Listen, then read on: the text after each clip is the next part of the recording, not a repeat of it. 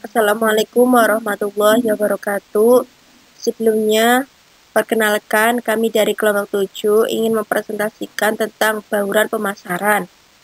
Kami kelompok 7 yang beranggotakan Meliza Rosalia Nurul Aini, Desi Dwi Permatasari, dan Ivana Sulistianisi. Langsung saja kita akan menjelaskan tentang bauran pemasaran. Ya, yang pertama yaitu bauran pemasaran. Bauran pemasaran adalah sejumlah alat-alat pemasaran yang digunakan perusahaan untuk meyakinkan objek pemasaran atau target pasar yang dituju. Untuk menunjang keperluan tersebut, pengusaha dapat melakukan kebijakan-kebijakan yang terdiri atas 4P, yakni produk, price, pledge, dan promotion. Yang selanjutnya ada faktor atau variabel yang dikendalikan. Yang pertama ada produk. Produk adalah segala sesuatu yang dapat ditawarkan di pasar dan dapat memenuhi kebutuhan konsumen. Pemilihan jenis produk yang akan dihasilkan dan dipasarkan akan menentukan kegiatan promosi yang dibutuhkan, serta penentuan harga dan cara penyalurannya. Yang kedua ada price atau harga. Harga adalah sejumlah uang yang dibutuhkan untuk mendapatkan sejumlah kombinasi dari barang beserta pelayanannya. Dengan penetapan harga perusahaan dapat menciptakan hasil penerapan penjualan dari produk yang dihasilkan dan dipasarkannya. Yang ketiga ada place atau tempat. Tujuan dari strategi pemilihan lokasi adalah untuk memaksimalkan keuntungan yang diperoleh oleh organisasi dan meminimalisir biaya yang timbul dari kegiatan usahanya. Pemilihan lokasi yang salah akan mempengaruhi pemaksimalan keuntungan organisasi. Yang terakhir ada promosi. Promosi sangat penting dilakukan untuk membuka pangsa pasar yang baru atau memperluas jaringan pemasaran. Saya akan melanjutkan materi selanjutnya, yaitu mengenai faktor yang tidak dapat dikendalikan. Dalam bauran pemasaran terdapat 6 faktor yang tidak dapat dikendalikan. Yang pertama yaitu permintaan. Permintaan merupakan bidang khusus petugas pemasaran. Permintaan ini harus diakui otoritasnya di dalam lingkungan perusahaan. Karena alasan itulah, permintaan menjadi anggota pokok kelompok perencanaan secara menyeluruh dalam perusahaan. Yang kedua yaitu persaingan.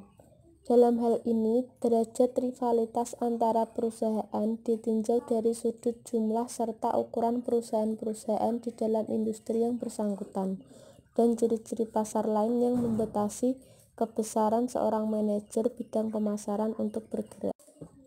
Faktor yang ketiga yaitu biaya di luar bidang pemasaran. Ada 2 macam biaya. Yang pertama yaitu biaya periklanan yang merupakan biaya pemasaran atau marketing cost, dan yang kedua yaitu biaya memproduksi jumlah produk yang diperlukan untuk volume penjualan adisional atau non-marketing cost.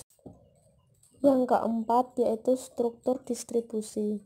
Sistem distribusi industri terdiri dari semua saluran-saluran pemasaran yang sedang dimanfaatkan oleh industri yang bersangkutan, dan seorang manajer yang harus memutuskan saluran mana yang paling sesuai dengan kebutuhannya. Faktor yang kelima, kebijakan pemerintah. Meliputi aturan-aturan yang dibuat oleh badan pemerintah guna mempengaruhi perusahaan agar mereka melaksanakan pemasaran dengan cara yang lebih baik, memenuhi kepentingan umum. Faktor yang terakhir yaitu organisasi perusahaan. Organisasi mendominasi kriteria perusahaan dalam mengambil keputusan, dan juga mempengaruhi informasi yang diterapkan pada kriteria tersebut sewaktu perusahaan sedang dalam proses pengambilan keputusan. Selanjutnya yaitu strategi pemasaran. Strategi pemasaran adalah alat untuk mencapai tujuan pemasaran yang merupakan suatu cara bagaimana sebuah perusahaan dapat merebut mindset pelanggan. Menurut Chandra dalam bukunya, strategi pemasaran merupakan rencana yang menjabarkan ekspektasi perusahaan akan dampak dari berbagai aktivitas atau program pemasaran terhadap permintaan produk atau lini produknya di pasar sasaran tertentu. Program pemasaran meliputi tindakan-tindakan pemasaran yang dapat mempengaruhi permintaan terhadap produk. Di antaranya yaitu mengubah harga, memodifikasi kampanye iklan, merancang promosi khusus, menentukan pilihan distribusi, dan sebagainya. Dalam merumuskan strategi pemasaran terdapat 3 langkah yang harus dilakukan. Yang pertama yaitu strategi segmentasi pasar. Segmentasi pasar adalah proses membagi pasar ke dalam kelompok pembeli yang berbeda-beda berdasarkan kebutuhan, karakteristik, ataupun perilaku yang membutuhkan bauran produk dan bauran pemasaran tersendiri.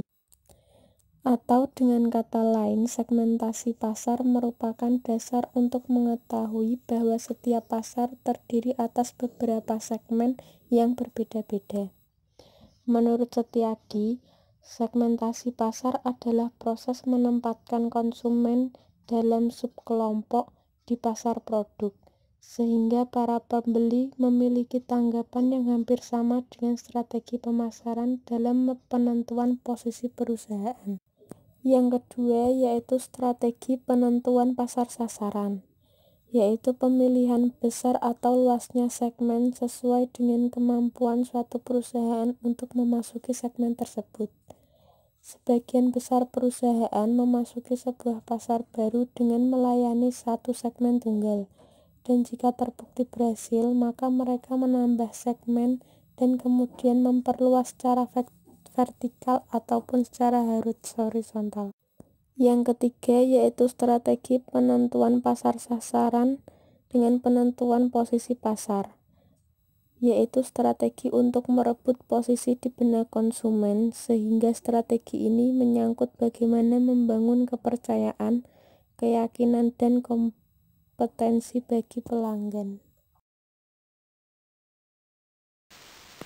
Yang terakhir yaitu faktor-faktor yang mempengaruhi strategi pemasaran perusahaan. Yang pertama, lingkungan mikro perusahaan. Lingkungan mikro perusahaan terdiri dari para pelaku dalam lingkungan yang langsung berkaitan dengan perusahaan yang mempengaruhi kemampuan yang melayani pasar, yaitu yang pertama, perusahaan.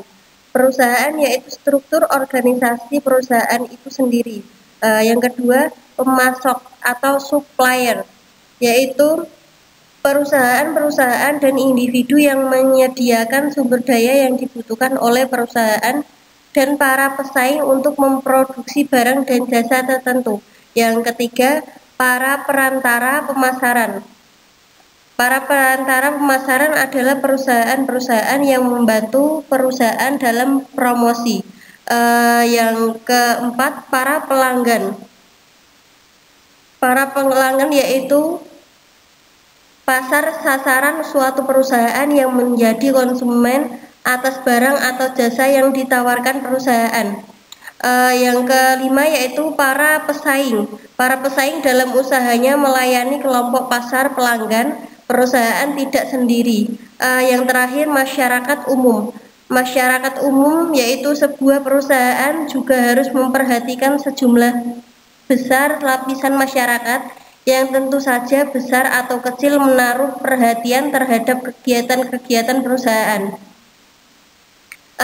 Yang kedua yaitu lingkungan makro. Lingkungan makro terdiri dari kekuatan-kekuatan yang bersifat kemasyarakatan yang lebih besar dan mempengaruhi semua pelaku dalam lingkungan mikro dalam perusahaan, yaitu yang pertama, lingkungan demografis atau kependudukan.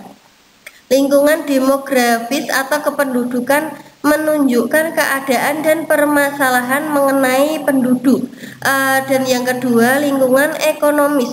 Lingkungan ekonomis menunjukkan sistem ekonomi yang diterapkan.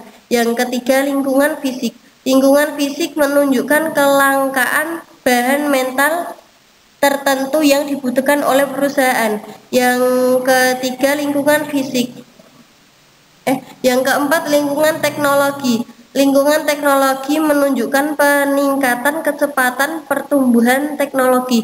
Dan yang terakhir, lingkungan sosial atau budaya. Lingkungan ini menunjukkan keadaan suatu kelompok masyarakat mengenai aturan kehidupan. Sekian presentasi dari kelompok 7 tentang bauran pemasaran. Apabila ada kesalahan, kami memohon maaf. Wassalamualaikum warahmatullahi wabarakatuh.